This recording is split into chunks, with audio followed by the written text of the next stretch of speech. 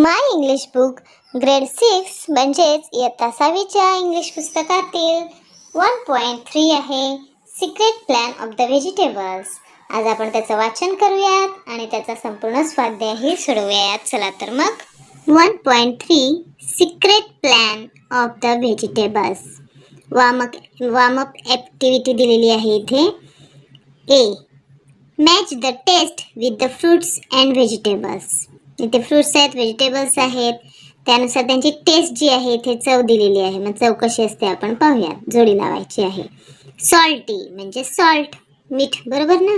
मीठ कसं असते? खारट, त्याला सॉल्टी म्हणतात. स्पायसी काय आहे? चिलीज. स्वीट काय आहे? Sugar cane.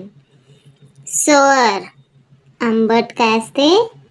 हा लिंबू. आणि टँगी काय असते? करेला किंवा बिटर गोड म्हणतात त्याला. त्यानंतर बी आहे read and understand. Balbir was very fond of chocolates. त्याला चॉकलेट फार आवडायचे. He also loved the tasty dishes his mother made. However he would never eat any vegetable. Balbir कधीच व्हेजिटेबल्स, कुठल्याच भाज्या खायचा नाही. His mother would get angry. आई रागवायची. But for any vegetable dish Balbir would always say aloud no. Look at these peas Balbir, they taste so nice with paneer, his mother would say. But Balbir would merely shake his head.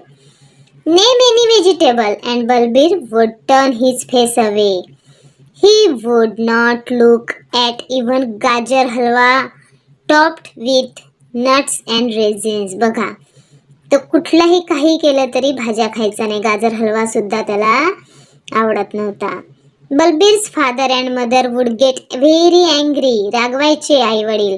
But all the vegetables would feel more angry and hurt. Balbir does not like me. I also do not like him, growled Mr. Potato one day. See how he hates me, cried Carrot Tops angrily.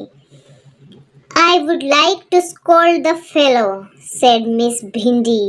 भाजीपाला जो होता घरात त्यांच्या ते सुद्धा त्याच्याविषयी नाराज होते. And I know how to deal with this stubborn boy.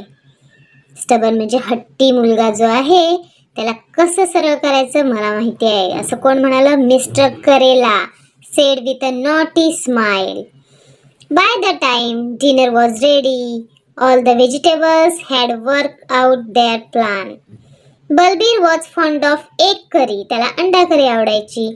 When the curry was brought to the table, he greedily put a piece of the egg in his mouth. Yuck!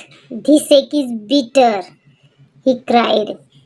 He did not know that Mr. Karela had squeezed his juice on the egg.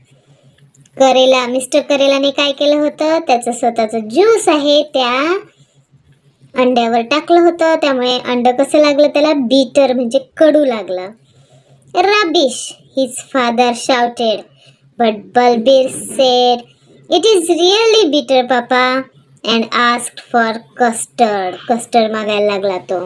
When the custard was being brought, a cauliflower threw a big lump of salt into it. Balbir put a spoonful of custard in his mouth. He found it so salty that he could not swallow it. The custard is salty, mummy. मग काय झालं होतं बघा, कॉलीफ्लॉवरने काय केलं होतं? भरपूर मीठ टाकलं होतं कस्टर्डवर, त्यामुळे त्याला सॉल्टी लागलं. But his mother and father did not believe him. त्याच्या आईवडिलांनी त्याच्यावर विश्वासच ठेवला नाही. All he got was a scolding for being such a grumpy boy. Balbir remain hungry. उलट त्याचे आई वडील त्याला चोडायला लागले आणि मग तो अशा प्रकारे उपाशीच राहिला. In the middle of the night, रात्री काय झालं? Balbir crept hungrily to the fridge. He took out a slab of chocolate and took a big bite. But his tongue burnt because the vegetables had rubbed chilies on the chocolate. व्हेजिटेबल्सने काय केलं होतं मुलांना? चॉकलेटवर chillies म्हणजे मिरची powder रब केली होती. With his burning mouth, Balbir turned to a big bowl of gajar halwa. He put a spoonful in his mouth. Ahaha! The halwa tasted so sweet and nice. He took another spoonful and then another. It surprised him that gajar halwa could be so tasty, and he had always refused to eat it. He liked it so much that he ate up all the halwa in the bowl. बघा, त्याला तिखट लागलं होतं म्हणून त्याने गाजर हलवा खाल्ला. त्याला इतका आवडला तो, त्याने पूर्णच संपून टाकला.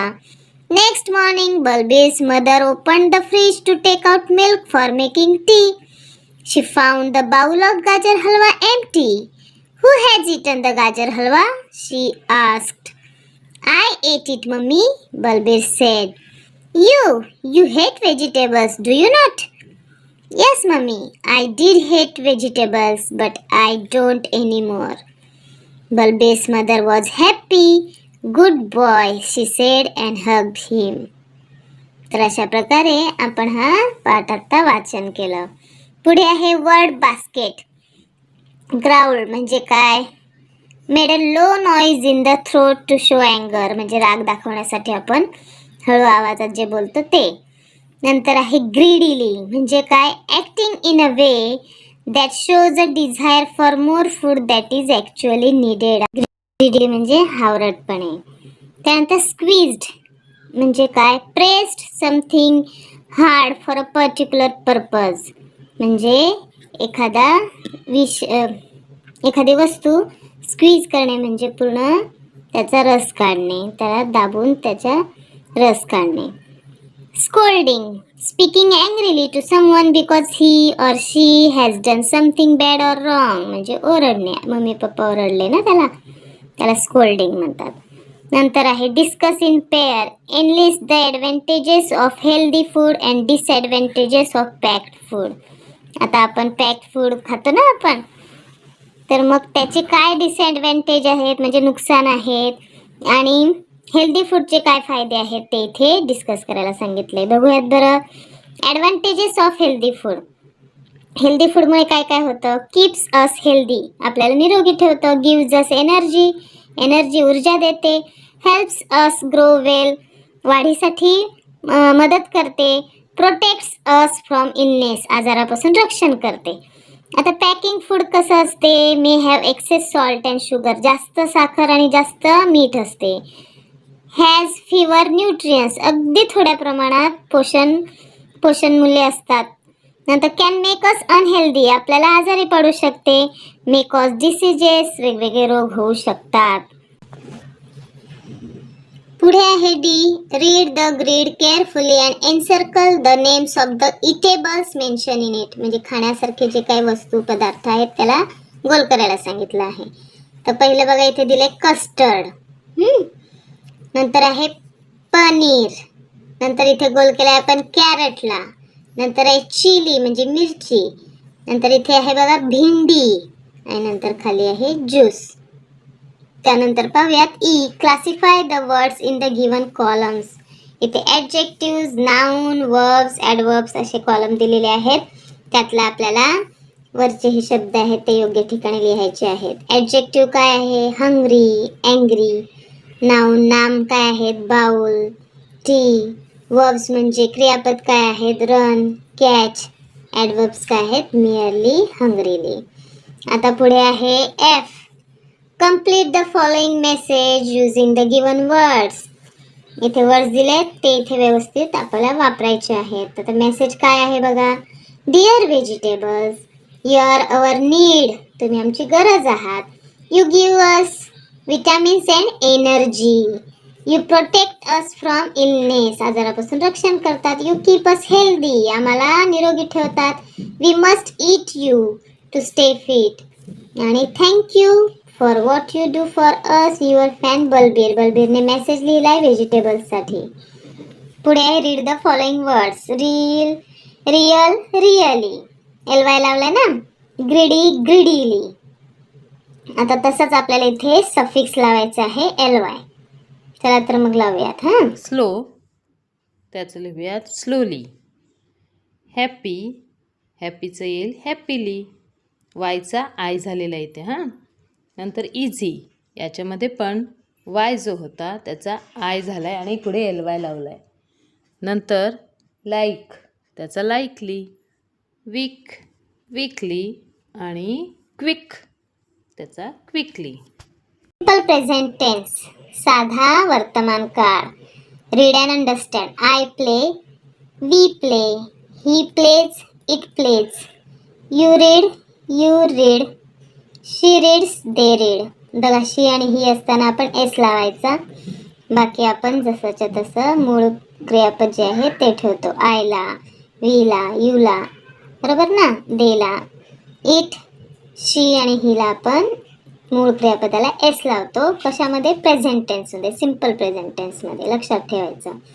We use simple present tense for daily routine, regular actions, habit and universal truth. बघा, आता युनिव्हर्सल ट्रूथच्या वेळेस वगैरे आपण काय लावतो? Simple present tense.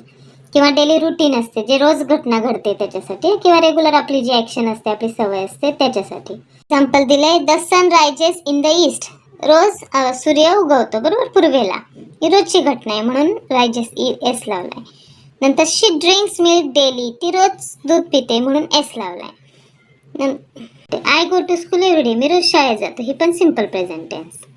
त्यानंतर read the given table. Table दिलाय. Choose one word from each column. एका कॉलममधून एक शब्द घ्यायचा आहे. And make meaningful sentence. Sentences बनवायचे आहेत. बघा, सब्जेक्ट आहे, वर्ब आहे आणि ऑब्जेक्ट आहे. करता, क्रियापद आणि कर्म. एक्झाम्पल दिलाय, आय रन फास्ट. तसं आपण लिहू शकतो आय रीड बुक किंवा यू रीड बुक. नंतर यू ईट मँगोज. नंतर we watch TV. They eat mangoes. नंतर he cuts vegetables. She runs fast. त्यानंतर underline the silent letters in the given words. हे वर्ड्स दिले त्यातला सायलेंट म्हणजे ज्याचा उच्चार आपण करत नाही पण तो अक्षर किंवा ते लेटर तिथे असते. आता नाईट, नाईटमध्ये के आपण उच्चारत नाही पण तरी तो के स्पेलिंगमध्ये असतो. नॉलेजमध्ये पण के उच्चारत नाही तरी तो असतो म्हणून त्याला सायलेंट लेटर म्हणतात. नॉट म्हणतो, के उच्चारत नाही तरी पण तो त्याचं स्पेलिंग के असते, के मध्ये असते. त्यामुळे मग हे के सगळीकडे सायलेंट आहे. इकडे सायकोलॉजी पण एस पासून आपण बोलतो पण पी आधी असतो म्हणून पी सायलेंट. निमोनियामध्ये पण पी सायलेंट.